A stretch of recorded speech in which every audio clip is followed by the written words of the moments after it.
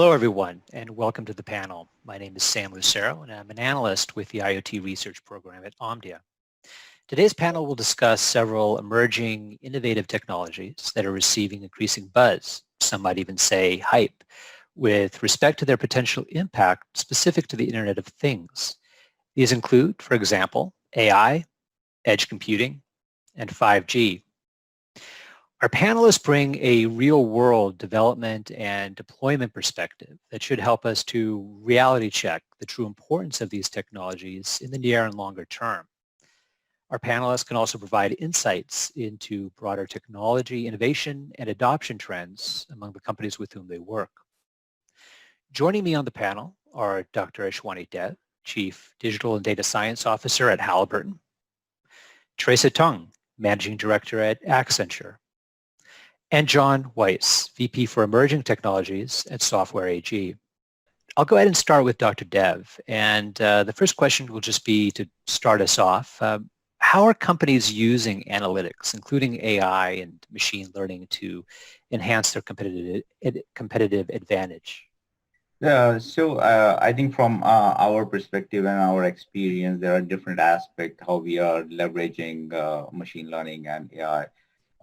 Being an oil field service company, and our major operations are tied to completions and drilling. And we recently finished our first autonomous horizontal well in North Sea, which basically completely autonomous. No one is driving those that well. So as we see how we are using it where we think it brings value to customer in terms of operational efficiency, improving health and safety, and also where we see that it really creates an edge, or where basically either it transforms conventional exploration and development workflows, or where it reduces the impact of manual tasks on SMEs. So basically, if there is if there's a workflow that they perform and it takes them 4 to 6 months, and usually in companies like in carbon sequestration, when they have to find the sites and they have to understand the potential of the site in terms of storage, and it takes them 5 to 6 months for per site. So if a country has a national mandate and they have hundreds of site to evaluate, you can think of how much time it takes. So those are the initiatives where we are reducing that, say, 4 to 6 months of analysis into a week of analysis. So now you can do a tremendous amount of work into the carbon sequestration. So there is a bigger impact on the oil and gas, as well as in the area which are related to the clean tech and carbon capture, where we are utilizing. Okay, great. Teresa, does that pretty well align with how you're seeing the companies you work with use AI, ML, advanced big data analytics? Yeah, I think it very aligns. It's a great example where it's use case driven, right? It's about really identifying the capability first that's going to improve the business, whether it's asset uptime, health, safety, carbon, and then AI is meant to augment that process. And so that part is very much aligned. We don't start with AI for its own sake. Great. Okay. And John, is that also similar to the approach that you would recommend or you take at Software AG, where it's sort of use case driven to start with? Yeah, 100%. I mean, when we look at why companies adopt this type of technology, it almost always has to be backed with really concrete business drivers, right? You have to be able to quantify measurably the impact that it's going to have on the business. So it all starts with finding the business problem or the need, which is ultimately where the use case comes from, right? Right. Yeah. Okay.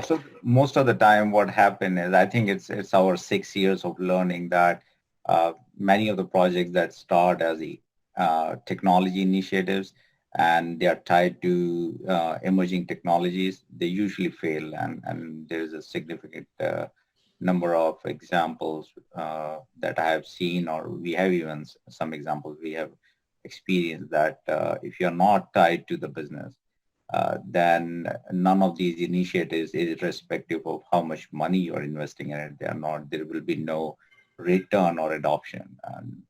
And what we have seen is the farther it is from the business users and the lower is either the knowledge as well as the adoption of those applications. And what we have seen is if there is no adoption, then there is no value in investing on those things. So there's a lot of groundwork that goes into making meaningful application that can scale and have an impact on the business side.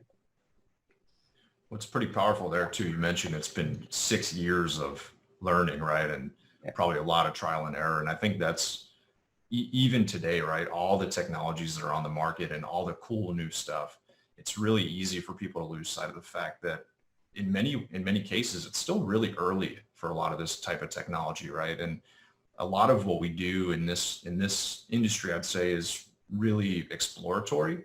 And, I guess patience is key, right? It's kind of, I'd be interested to hear from you, Teresa. What's your thought on that? Obviously, your organization works a lot with coaching folks, right, on strategy. And what's your take on that? Well, the hardest part for a lot of AI projects is going from POC into production and scale, right? So pretty much a lot of toolkits of AI have made it really ubiquitous to do a trial and to get some data, to try something and get an insight. But just like what we do with software development, to go from, you could actually try something using open source and get it to work. But there's a lot more rigor that's needed to go from software development into production. And the same thing with AI, right? So AI, you might have a data scientist create a model, but that model has to work in conjunction with other models, with data. The whole process needs to be governed. It needs to be thought what happens when the model drifts, when things are less accurate. And then I think what Dr. Dev was describing, if it has to be then launched, not just in the cloud, but at the edge, where you might not be able to access it as much, that's a bigger step, right, from just that POC that I just described. And so that whole journey to go from POC to production is one of the things that we see a lot of interest from our clients. That's a common problem. And I think thinking about it with the same rigor that we do with software is a big thing. Okay.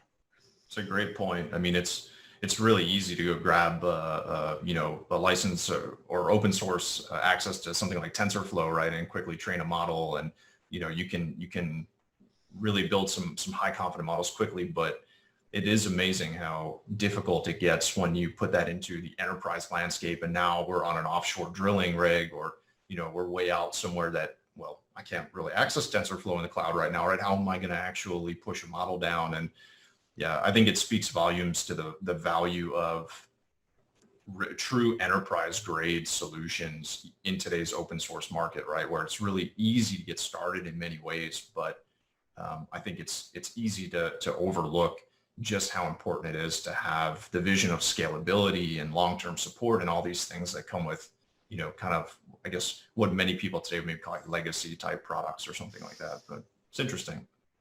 Yeah, I mean, one of the things that we have realized is it's amazing. I'm glad John, mentioned about the open source, and Teresa, you too.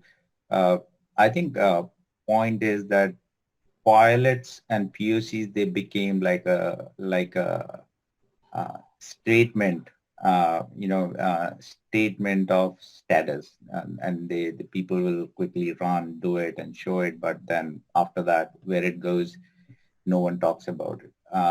And the other part is that when you're looking at open source, I think what we have done is we have adopted open source, and it has brought a lot of value as overall to multiple industries. But I think the value of scalability at the enterprise level is not that much talked about, neither it is given importance. I think we tend to more discuss about how great open source is, and we tend to devalue the effort it goes into taking that pilot and a POC into a scalable enterprise solution. And I guess that's where I have seen that people talk less about and more at the POC level and a new conceptual level.